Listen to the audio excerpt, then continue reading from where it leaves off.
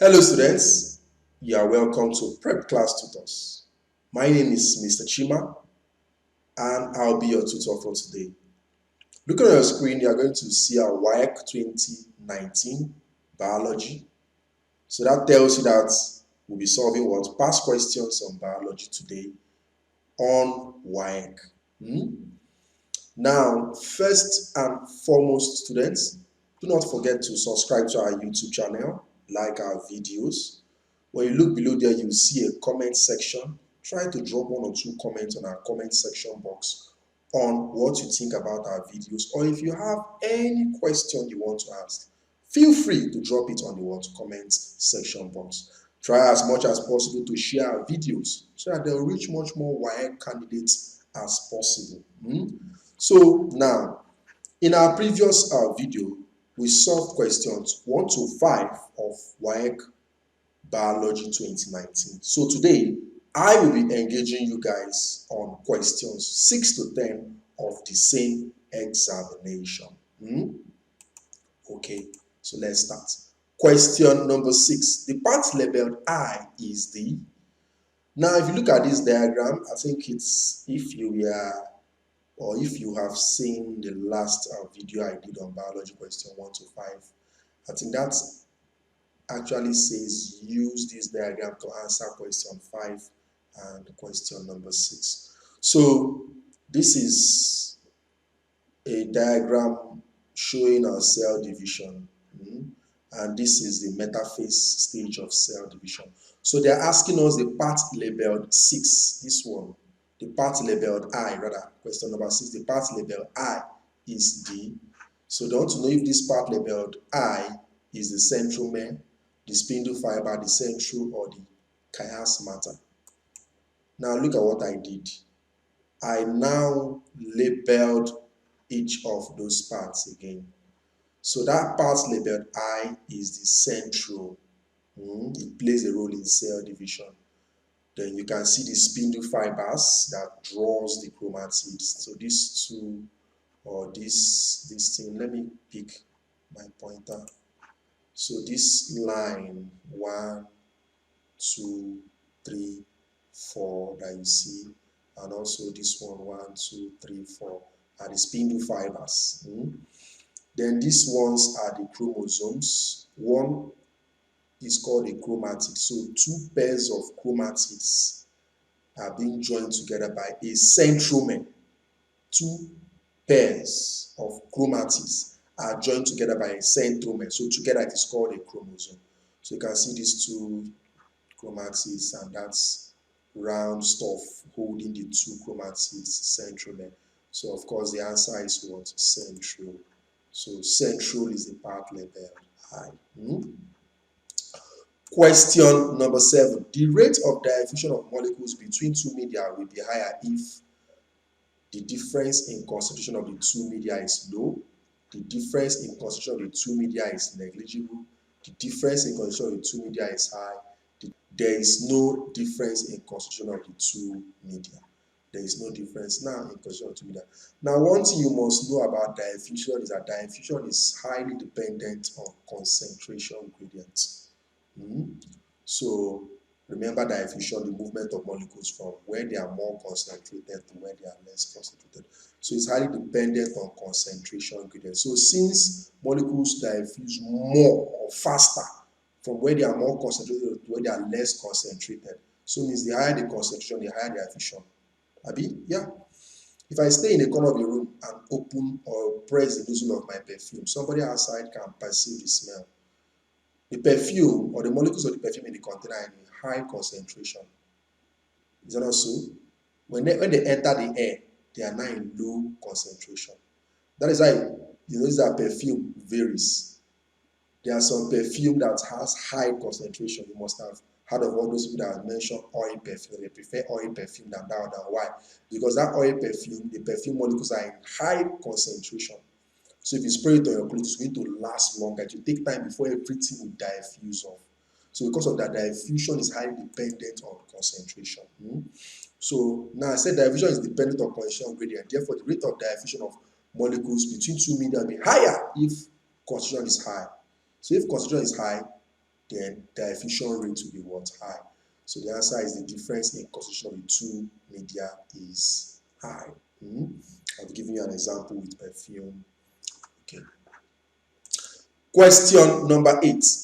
Anaerobic respiration in the organism illustrated in the diagram below produces carbon dioxide and is it ethanol, water, oxygen, and glucose. This organism is yeast. You know what yeast is used for? Some of us that have maybe small idea on bakery, they use yeast to make bread to swell. What happens? Yeast reacts with that glucose in the bread to produce carbon dioxide. It's that carbon dioxide that causes that bread to rise. Do you understand? So that's the function of yeast and bakery and everything. But yeast has a very important role to play in the beer and wine making industry. So now watch. I said here that the organism above is yeast. Yes, I've said that before. Anaerobic respiration in yeast results in the production of carbon dioxide and ethanol. This is also known as fermentation and is important in the wine industry. Anaerobic respiration is a process whereby an organism breaks down glucose to release energy in the absence of oxygen.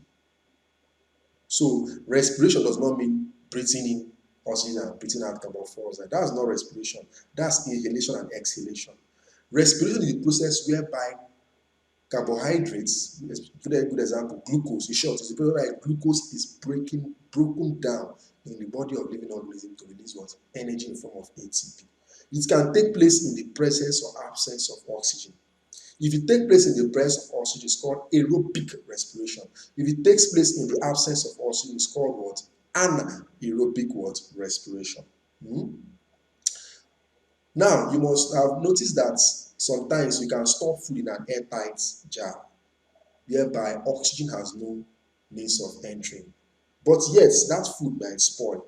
Why? Because the microorganisms, because it's microorganisms that brings about food spoilage. Yeah. So the microorganisms have reacted with that food and brought about the spoilage. How was those microorganisms, how were they surviving? They are surviving anaerobically. So they can survive in the absence of oxygen. Do you understand? Now, when yeast carry out anaerobic respiration, it produces carbon dioxide and ethanol. This ethanol or this process is highly valuable in the wine and beer making industry because this ethanol is now used to make what? Beer or wine. If you tap fresh palm wine now, it is very sweet. Palm wine has a lot of yeast in it. But little by little, that palm wine will become sour. And before you know, when that palm wine will now, you drink the palm wine to now contain what? Alcohol. Yeast will continue to break down those glucose and convert them to what? Ethanol. The ethanol there is the alcohol. It continues until the level of ethanol in that palm wine or in that material is what? 15%. Then the yeast will stop working. So the answer is what?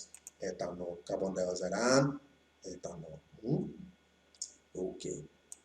Question number 9. Underground storage stems which grow horizontally in the soil are bulbs, runners, rhizome, corms. Which one? This should be corms. C-O-R-M, corms. So let us look at each of them.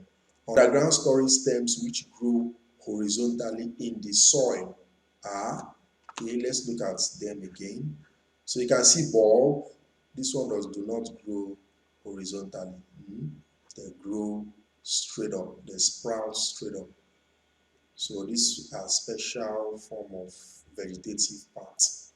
A very good example of crop that have this bulb is onion. So these are onion bulbs. You can see them sprouting upward. So these ones grow vertically, they don't grow horizontally. But though they are underground anyway. You can see runner. These ones run straight on the surface of the ground or the soil. But you can see that they don't have storage parts. This bulb is a storage part. This tiny stem in this one cannot be a storage part. Because we're talking about storage stems that store food should be a bit swollen or very thick before it can be a storage part. This one is too tiny. It's not a storage part. Rhizome, look at rhizome. You can see how big and thick it is. And if you look well, you can see that look at this man is trying to cut off this part and maybe plant it in the soil. Rhizome grow horizontally. You can see it's a storage part and it grows horizontally. Corm, yes, it's a storage part but does not grow horizontally. Though it's the stem grows horizontally, but this storage part here does not grow horizontally. That is what they want us to know or understand. Underground storage stems which grow horizontally. You can see this one now. This storage stem grows horizontally. But in terms of the corm, this one is the storage part. It doesn't grow horizontally, but though the stem grows horizontally, but it doesn't grow. This storage part does not grow horizontally. So you can see that the best answer here is rhizome. Looking at the diagram of showed you now. The best answer is rhizome. So rhizome is the correct answer. They are actually underground stems that have storage, or you can say storage stems that grow horizontally. So rhizome is the correct answer. Question number 10. Muscle fatigue in the body of an athlete is due to low pH, high oxygen content, accumulation of lactic acid, accumulation of carbonic acid. What do you mean by muscle fatigue? When an athlete run for some time, then later they may have all these muscle pain. Or if you are somebody that gym, and you go to the gym, the first time you try to gym, you will notice that the trainer doesn't give you much heavy thing to carry, and you do not do it for a long time, because if you do, your muscle cells, as they are trying to provide energy for you to continue that exercise, they will exhaust the current glucose in them and they will start respiring anaerobically. And when those muscles start respiring anaerobically, it leads or results to the production of lactic acid. So this happens in the body of all animals. So in the body of most of animals, anaerobic respiration results to the formation of lactic acid. If two animals are strong, never some time, their body is saturated with lactic acid. Once the body or the muscle of animals, or let's say athlete or anybody, is saturated with this lactic acid, the muscle becomes weak and tired, and the person will not be able to do anything again. I will call that muscle fatigue. That muscle fatigue is as a result of lactic acid that is produced by the muscle cells respiring anaerobically.